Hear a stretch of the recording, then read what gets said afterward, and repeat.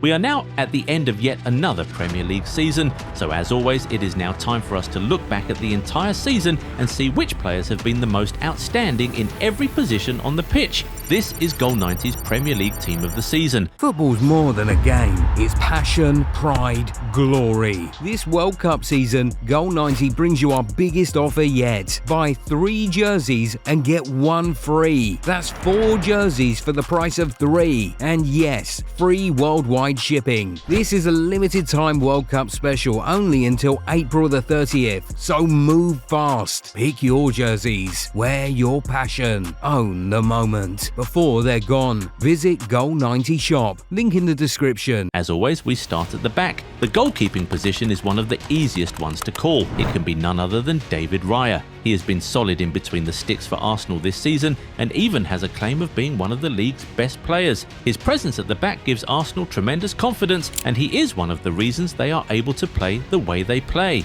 With 3 games still to play, Raya was already confirmed as the Premier League Golden Glove winner for the 3rd consecutive season. That alone shows the gap between him and the next best goalkeeper in the league. At left back, it can be none other than Nico O'Reilly. The 21-year-old has been a real revelation for Man City this season. He is a left back who can play in the midfield and also knows how to find the back of the net. He has bailed City out on a number of occasions with his goal involvements, and it's not a surprise that he is the defender with the most goals in the English top flight this season. Nico has been so good at left back that he pushed new signing Rayan Aït-Nouri to the bench, and he also seems to have secured the starting left back spot for England ahead of the World Cup. For us, this kid is both the best Premier League left back of the season and the young player of the season. In fact, some say that he deserves to be involved in the conversation for player of the season. Anyway, let's now move to the centre of the pack. Of course, it can't be a surprise that we have Gabriel there. He has been such a rock for Arsenal and is one of the reasons their defense often looks impenetrable. He's in the top 5 for most blocked shots, boasts an 88.3% pass completion rate, and has been directly involved in 7 goals for Arsenal this season. He is just such an all-round player. He is one of the reasons that Arsenal have been so threatening from set pieces this season, and he certainly deserves a spot in the team of the season. On top of that, Gabriel's mentality and leadership has really gotten Arsenal through some really tough moments and helped them mount a proper title charge. To partner him at centre-back is Marcos Senesi.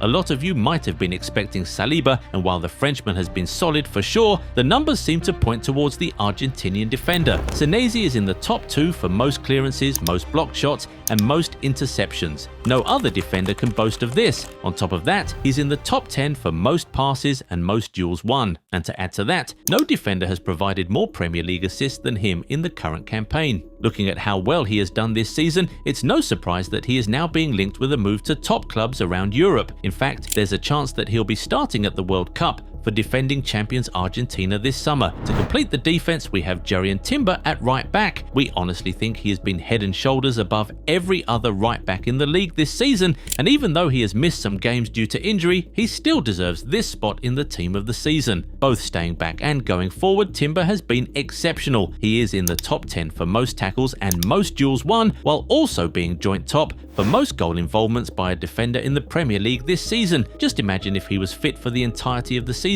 and didn't have to miss that many games. No doubt about it, Timber is the best right back in the Premier League right now. Let's now step up to the midfield. At the base, we'll have Elliot Anderson. He has been an absolute revelation this season. He is one guy who is able to do it all. Among defenders in the league this season, he is number 1 for most accurate passes and most duels won. That alone paints a very clear picture of the kind of player that he is. He is great at breaking up play and progressing it at the same time, and in that aspect, no midfielder has been better than him. And you know what's more? Despite being just 5'10", no midfielder has won more aerial duels than Anderson this season, and he's still in the top 7 for most chances created among midfielders in the league. He really does it all, so it cannot be a surprise that he is now being chased by top clubs in the league and even around Europe. Reports say that he could end up being sold for up to 100 million euros, and it's hard to say that he isn't worth it. To partner him in midfield is none other than Declan Rice. He has been one of the best players in the league this season, full stop. A good number of people will tell you that he deserves the Player of the Season award, and the numbers actually back up those claims. Among midfielders in the league, he is in the top 5 for most accurate passes,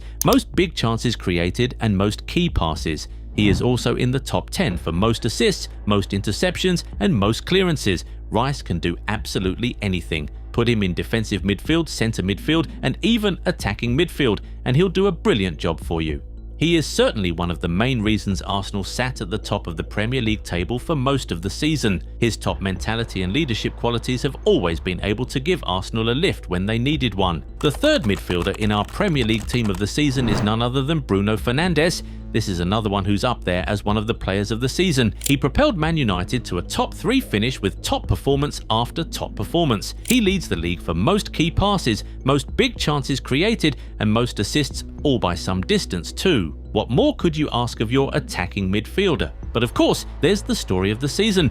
Bruno Fernandes could still make history by equaling or perhaps even breaking the long-standing record for most assists in a single Premier League season. If he has a chance of making it into the history books, then how can we not name him in the team of the season? The Portuguese maestro has already been named FWA Footballer of the Year, and he's also a front-runner for the Premier League Player of the Season and PFA Player of the Year awards.